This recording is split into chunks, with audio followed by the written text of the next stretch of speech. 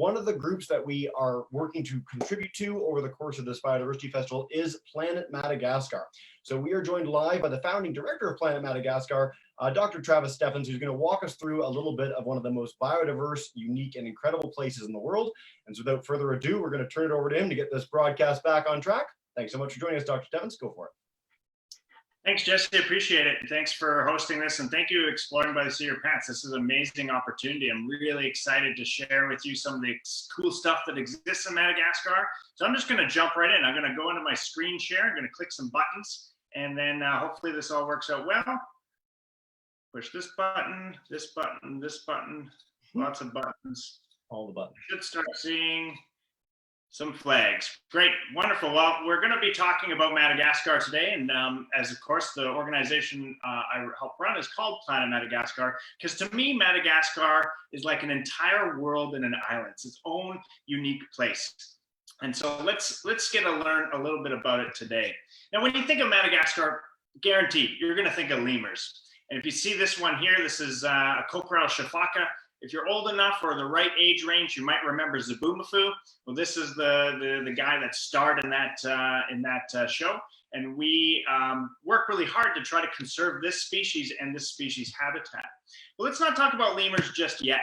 Let's talk about all the weird and wonderful. Here's some strange stuff that if you go to Madagascar at a certain time of year, you'll see what looks like some flowers or some weird fungus growing from a tree. But really what this is actually a collection of insects. And those insects, when you look at them up close, to me, look like Martians with shredded wedding dresses. And they got these sort of tentacles that grow off the back of them that's filled with really bitter, sticky stuff. And the reason they have that is they imbibe a lot of nectar. And they turn that nectar into a type of sugar, and a lot of predators want to eat this insect. So this fuzz is bitter and sticky and sloughs off, so that predators won't eat them. Now, the bug itself actually poops sugar, and lemurs and birds from Madagascar eat the poop from this insect. Now, I've done a lot of adventures to Madagascar. I was never able to try it myself because I am not brave enough to try insect poop, but I convinced a friend, and they agreed that yes, it is sweet, but with a little bitter aftertaste, and that's because of that white fuzz. So that's pretty incredible. A sugar pooping insect that looks like a white Martian, but that's not even the most incredible part. The most incredible part is it hatches from that juvenile form, which is the white form, into a red leaf bug. And you can see it in this image in the bottom of it. You'll see some hatching coming off the back of the one at the bottom. But you can see really clearly the adult form of this leaf bug. They form different colors depending where you are in the country. Where I work, they're kind of this peachish red, and this is the adult version. So that's one really crazy bug that you'll find in Madagascar, but I can guarantee it's not the only one, and I'll show you one more that just blows people's minds. It's called the giraffe-necked weevil. Now, this crazy little critter has a ridiculously long neck, and it's fascinating because the females don't have long necks, the males do. And it's one of these situations where sexual selection, it's a form of natural selection, takes place. And the females choose males who have longer necks. Just like with deer, females will often choose deer who have males with larger antlers. So it's the same thing here. This lives on a particular plant in the middle of the eastern forests of Madagascar, in the rainforest. And they're quite easy to find, but they're tiny little guys, and the neck takes up most of the body. So we've seen two really interesting insects. What about the arachnids? Well, here's a web-throwing spider you can find in Madagascar. Uses a very intricate web, just like a net, like a fisherman's net, but instead of having normal spider silk, it's similar to normal spider silk, but it's missing the glue. So it's able to hold it all tight together, and when something comes past, it throws it, chucks this net like a fisherman throwing a net into water, and will reel in its prey. So we've seen weird bugs, weird arachnids. What else does this country have? Well, Madagascar also has, it's a quick video I'm going to show. Madagascar also has some fantastic lizards. Now you might ask yourself, well, where is this country? Unfortunately, I'm behind a map, or in front of a map here. Madagascar is in the southeast corner of Africa. That's where it's at.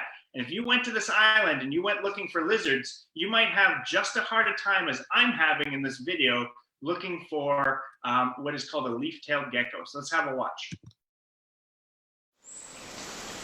We're continuing in Mitsinju National Park. Pierre spotted a leaf-tailed gecko. It's one of the hardest species to find in Madagascar. It took me almost 10 minutes before I saw it. It's an amazing creature, perfectly blends in with its surroundings. It's one of the most cryptic animals in the entire country, one of the most cryptic animals in the world. And it's one of the neat things that you can come see when you visit Madagascar. It's no wonder they call it the 8th continent, the wonder of the world. Great critter. He looks like this when he's up close. Fantastic, beautiful flange growing off the chin and the arms. Amazing hand with tiny little dermal pads, just like our fingerprint, but thousands and much smaller, allowing it to stick to different surfaces. Here's another one called the satanic leaf-tailed gecko because the horns growing off the eyes. It looks a lot like if you were to go, you would barely see it because it would look a lot like a dead leaf. Here you see it as a gecko because the flash reflects off it, but it camouflages really well and blends in with the environment by swaying with the wind. Madagascar is also home to half of the world's chameleons. Here is a Parsons chameleon that I woke up from sleep. You can tell because of its curled tail on the back. I had to get a photo of it. I tried not to shine the light too long, but I accidentally woke him up. But Madagascar is home to all sorts of chameleons, including one of my favorites, this rhinoceros chameleon, who used to live above my tent when we do research studying lemurs. And I think he stayed above the tent because he thought it was safe from predators. Every night we'd see him with that amazing schnoz, and we would walk past and then wish him a good night's sleep as we went out to go survey lemurs at night. But Madagascar is also home to the smallest lizard in the world. This is a micro chameleon or Bukezia chameleon. This top one is the size of my pinky finger. It's a tiny little chameleon. And 8 years ago in 2012, researchers discovered the bottom one, which is a full-grown lizard on top of a matchstick. That's a normal matchstick. That's the smallest lizard that ever existed on the planet that we know of, and it's found only in Madagascar. Another thing you find in Madagascar that's another type of chameleon is the panther chameleon. It's the largest chameleon in the world. It's about the size of my forearm, and they're cool. Just like most chameleons, they can change their color, they can move their eyes in different directions, and they can throw their tongue just like all the other chameleons. So let's watch this chameleon do this with a short little clip here in slow-mo. So the chameleon's locked onto its target on the left side of the frame. Boom! Reels it in, chops it up, eats that thing for lunch. I call those things forest shrimp. Now, I know we're tight on time doing all these talks, but I think it's worth watching this again. This is such an amazing thing. Let's watch this in slow motion. Now, I'm able to take this photo because they cock their tongue just before they launch it. So look how the tongue is just cocked, and then you'll see him launch the tongue. Bam! Isn't that fantastic? I love it. The tongue spreads out, acts as a suction cup, and is sticky and will pull back the insect in its mouth. So when you see all those amazing things, you think, well, what else could there be that's incredible? Well, even the birds in Madagascar are mostly unique to the country. Over half the birds you find there are only found there, like this incredible crested kua. I think it looks like Lady Gaga with that indigo and purple eyeshadow. And it's a bird that's only found on the island, and it makes this beautiful call. To me, it sounds like a laser beam firing, and they call it the time bird. Every hour it fires this call, one after the other. There's many other birds in the country, but there's a whole bunch of other stuff. Here's on the top left, there's the red forest foodie. The top right, you can see a Madagascar kingfisher, similar looking to a kingfisher that you find in Africa. Down the bottom left, you have the sickle-billed vonga with that beautiful sickle-shaped bill. Those birds are called crybaby birds by local residents because the sound they make sounds like a baby crying. They live in groups of 20 to 40, which is incredible and beautiful to see, but extremely annoying when you're listening to 20 to 40 birds that sound like a baby crying.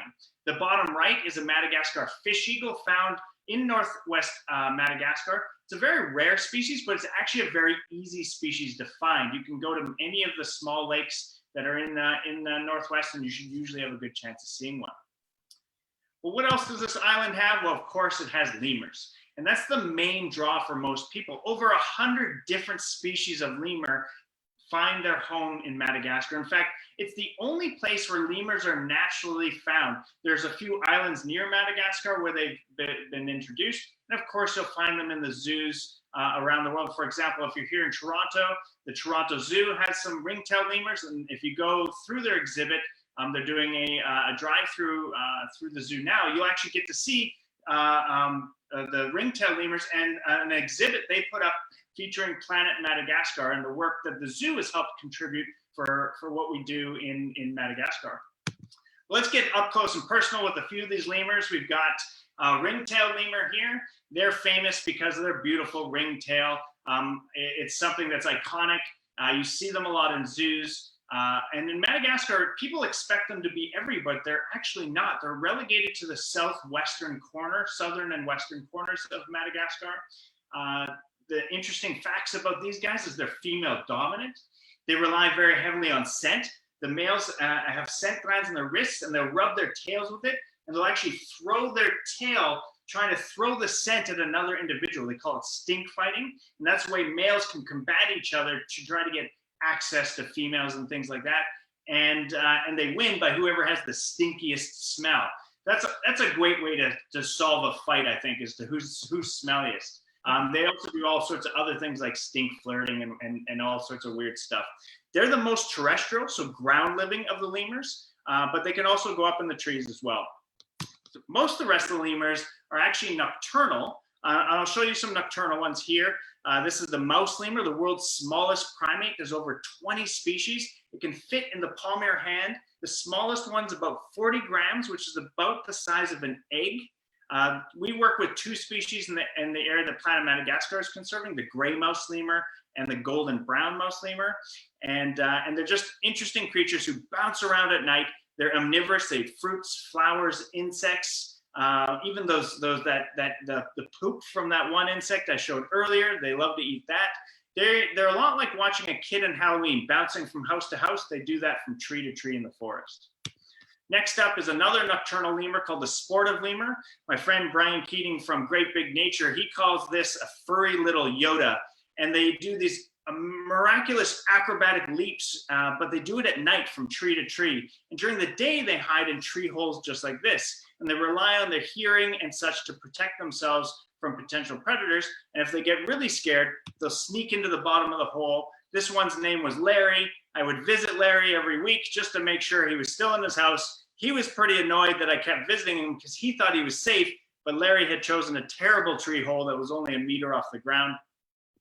We've got common brown lemurs who have the unfortunate name of being called common, but they're quite important because they are found throughout the island. They eat a lot of seeds from fruits. They then digest those seeds and poop them out in new locations. Once they do that, the feces give some nutrients that allow the seeds to grow back. So they're able to help promote tree growth around Madagascar's forest. And they call this seed dispersal. So they're an important seed disperser. We've got probably the cutest lemur, the bamboo lemur. I think it even tops out that mouse lemur. They specialize in eating cyanide-rich bamboo. And so you have a few species in the world can tolerate eating bamboo because of the high cyanide levels, and you'll all know panda bears do this. Well, this species does it as well. Panda bears help tolerate that because they do a lot of sleeping. They can digest the toxins while they're sleeping. Bamboo lemurs do rest a lot, but they also have some metabolic solutions to the problem of eating what we would consider poison to us. Now, the shifakas are quite incredible. Everyone loves them. This is that same Kokorel shifaka I showed earlier. They do these amazing leaps from tree to tree. They can leap from 7 to 10 meters from one tree to the next. You can see the powerful hind limbs in the photo here of this creature. And I'll show you an example midair of a shifaka leaping from one mango tree to the next. And if you go to Madagascar, you'll get to visit, say, Anthropology National Park. And in the parking lot, you'll see this exact site of one of these lemurs jumping from one of the mango trees to the next. It's an easy thing to do when you're visiting. The largest lemur in the world is called the Indri. It's a very similar species to the shifaka, and they have those same, I got an alarm going here, the same powerful limbs that the shifakas have. And it's a good segue having this alarm because this lemur makes one of the loudest calls of any primate in the world. And I'm going to share with you a video of this lemur doing just that. Live in the rainforest of Madagascar, seeking for leaves, watching us jump the tree, the female's dominant and boost the conversation.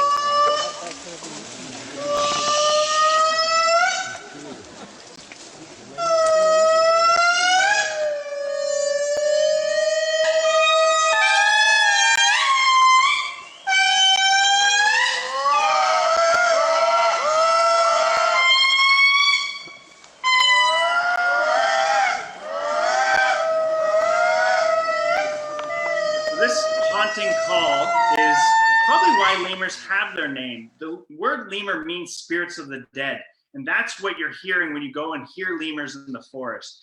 These lemurs eat leaves, and they live in groups, and they use this call to space each other out so they don't overlap each other's home range too much, and they can have their own food sources and not fight over them. I'll quickly end by just talking about some three main things that we're doing with Planet Madagascar. Sadly, lemurs are the most endangered species in the world.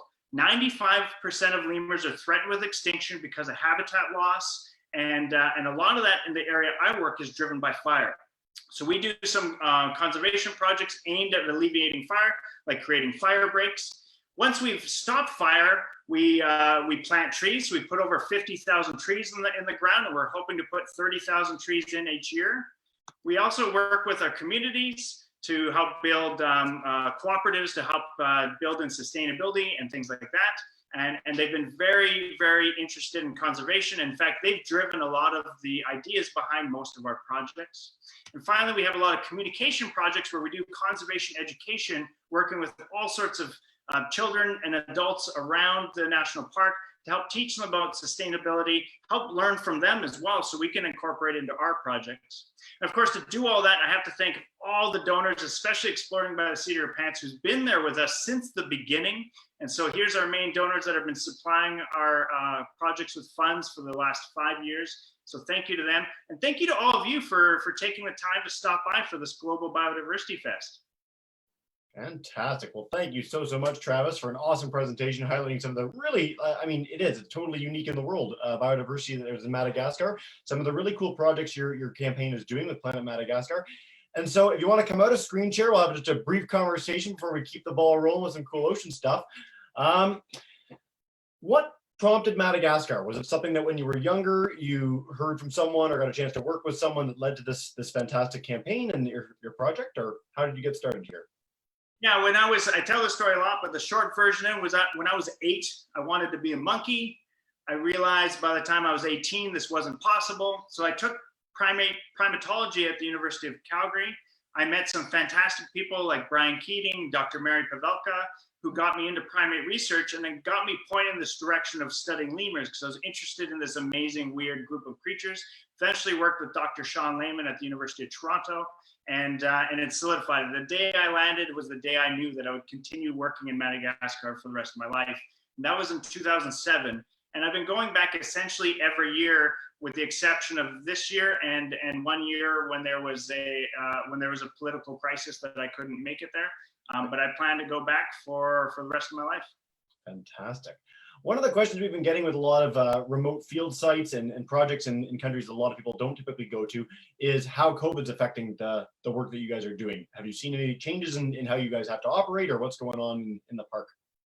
Yeah, so Madagascar is under a pretty strict lockdown. So we have staff in different towns and different cities. So we can't move the staff between the cities, the towns, and the projects. So a lot of our projects are limited. So we can't, for example, our GPSs are in one town and we can't bring them to the village that we work in. So we have our community members trying to still do work. We're trying to pay everybody still, even though they're not doing the same activities. We're trying to make sure they still have an income level. We're looking to make sure that we have supplied masks. We're doing some education about hand washing because where we work, it's not typical to hand wash. In fact, I have some volunteers looking to build a song in Madagascar for hand washing. And we're going to be launching a campaign probably next month, trying to drum up a few funds to help support just covering the COVID costs, because we have some costs associated with COVID and running our project. But the projects are still going. They're just going, they're not happening in as great a capacity as we'd like. Yeah. Well, and again, you highlight the importance of donations in making this work possible. And one of the nice things about Madagascar is that money goes a long way there. Can you speak a little about that before we ask about donations with some of our viewers? Yeah, no, it's amazing. Sadly, it's one of the poorest countries in the world. So what people make per day is pretty low, but that also has a benefit for the ability to affect change. So some people will, a good salary for a day in the community we work with might be $2.50 to $3 per day. And so for $3, you can help have someone a daily salary doing a job that's in their community. This is key because they don't have to leave their community and leave their family. They're working in their community with the family unit. And that's something we're really proud of doing. And we're hoping to engage more people in the community doing conservation-related employment. Fantastic. Something that's come up in pretty much every presentation over the last 2.5 days is this idea of community conservation, that fundamentally conservation doesn't work if it's something that doesn't have the local buy-in, support, and participation of local communities. And this is something that Planet Madagascar does so well. And so, as I said, the Global Biodiversity Festival, free for everyone to tune in, but we are using it as an opportunity to raise funds for some amazing organizations like Planet Madagascar. They are one of the 6 groups that we're supporting with this campaign. So if you're watching right now and you are inspired by some of the amazing biodiversity you saw, some of the incredible work that Travis and the team of Planet Madagascar are doing, consider donating. It goes a long way there, and you can work to help create fire breaks, women's cooperatives, plant huge forests again, provide vital habitat for some endangered lemurs, and all really great stuff. Travis, is there something that's next for Planet Madagascar? I mean, you guys have these projects on the ground now. Are there things that you're looking to do in the future? I mean, again, I know that the world's a little bit different right now, but in the coming years, any big plans? Well, we originally my intention this summer was through my job as a professor was to do some research studying health and understanding how diseases move between animals, humans, domestic animals, humans, and lemurs, which was the original plan, which you can now imagine with COVID is even more important. And so we were going to look at intestinal parasites, but we're going to expand that to include things like viruses because COVID's become such an issue. Influenza, we could look at that. Most species have their own version of influenza. So a future of what we're going to be doing with Planet Madagascar is incorporating a One Health approach to understanding conservation and making sure that we protect lemurs, keep people safe and healthy and happy, and also keeping domestic animals safe, healthy, and happy. Outstanding. So again, in addition to your amazing conservation work, stuff that's really pertinent and topical right now. One Health's been a topic that we brought up a huge number of times over the last 2 and a bit days. And so I'm glad we can have that message as part of this presentation. Travis, before we go on to highlighting oceans and Nekton, and Paul Rose is joining us. Welcome in, Paul. Nice to see you again. Good to be back. Is there anything you want to share with us? Just a last message about Madagascar, why it's so important, why it's such a unique and amazing place. Well, this is it. I mean, this is the opportunity and the challenge that I always come up with, Travis. I mean, you know, you and I, we work in these amazing places, and that gives us the license to tell such powerful stories because people are listening. But it can also create such a difference between, you know, policymakers and teachers and people who aren't lucky enough to get to the front line. So, you know, we can rise to that challenge and use the energy to get people excited on key issues. But I just wonder what your trick is to bring in the Madagascar stuff really home without people feeling that it's so exotic, so remote. I mean, just the name, you know, Travis, the name Madagascar, it's an exciting name, isn't it? So how do you overcome that challenge? That's a fantastic question. You know, I really just leverage the cuteness factor, and I really pull on lemurs because lemurs are iconic. Although we protect forests as much as we protect lemurs, it's harder to sell forests, but it's much easier to sell the concept of lemurs being related to people. We share similar diseases, we have similar behaviors, and so I try to leverage that. And I often say that if primate, and this isn't my argument, this has been said before, if the world is not hospitable for other primates, then it won't be hospitable for people. And so that's the connection we try to make. I love that kind of thing. You know, it's having all those headlines in the front of our minds, so you know which one to pull out at the right moment. Really great, Travis. I loved your presentation and the work. And you know what? I've never been to Madagascar. Maybe I'll see you there one day. Yeah, well, you're welcome. You're invited. We have a tent for you.